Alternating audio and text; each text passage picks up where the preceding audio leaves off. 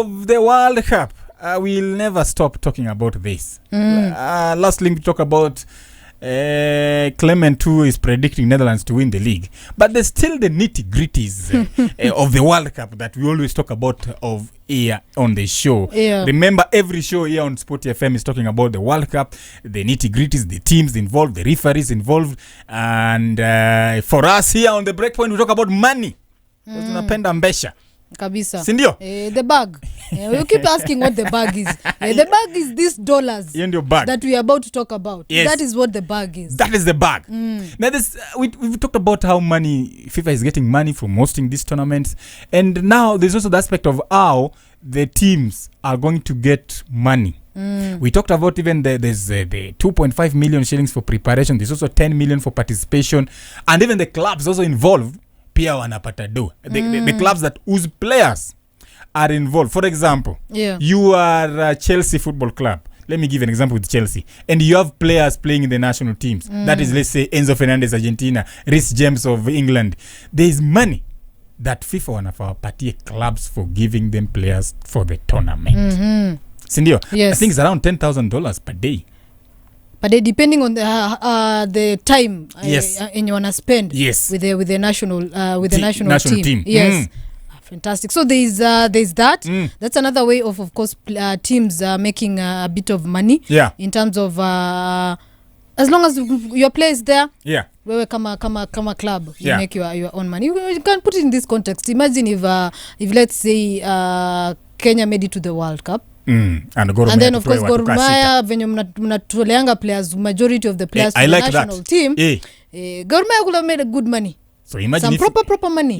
Yes. And that's a good thing that money, it might be small money for the richer nations or richer clubs. But if you bring it to the context of African football, that is very most good of money. The Kenyan context, hiyo pesa inarudi to in as much as not all the clubs will get that money, but assume if Gor Mahia release like 3 players to go and play in the World Cup, that money narudi kwa club.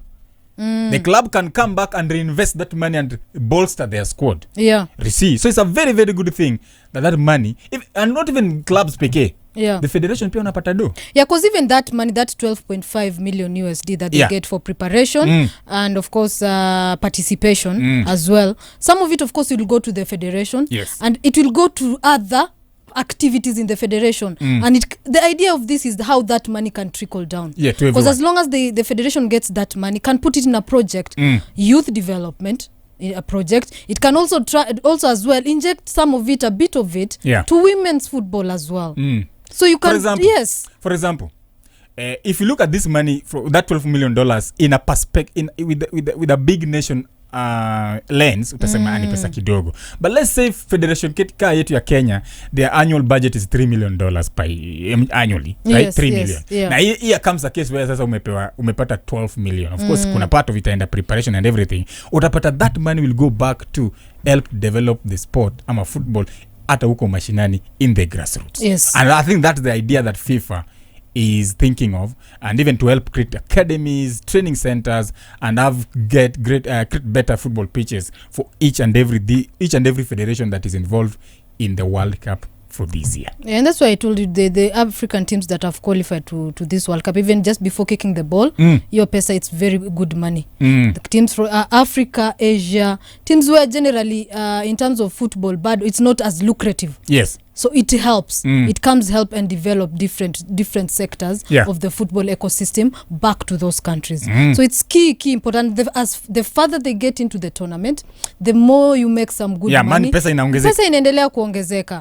So again, it's the expanded World Cup has come with its perks. And at least tumeongeza teams, but at the same time, we have also decided to add the money. It might have kind of reboot the quality of football, because remember when you're talking about I agree. that element sometimes back, but in terms of monetary benefits that the nations involved are going to have, I think is huge for these nations, and you know, cascading down to even the clubs that are going to release players to the World Cup. You can even use that money. Like this country, we're talking about how refereeing standard is not at the very best level. If Kenya qualified for this World Cup and we got that 12 million, you can even reinvest that money and train your referees. Yeah. And even help also the lower division that are struggling, the women football that is struggling in this country. Yeah. You can even use that money to also have that money go to the women football. At least our ladies pia wapata a chunk of that money.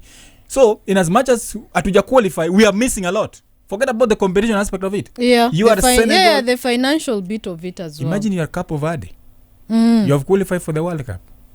Na hii pesa inaingia. Yeah, without the kicking the ball. It's huge. Yeah. It's very huge. So that is one of the reasons why FIFA came up with these benefits, so that the nation, the countries themselves benefit, the clubs benefit, and at the end of the day, you don't get the trophy, yes, but unarudi nyumbani na pesa.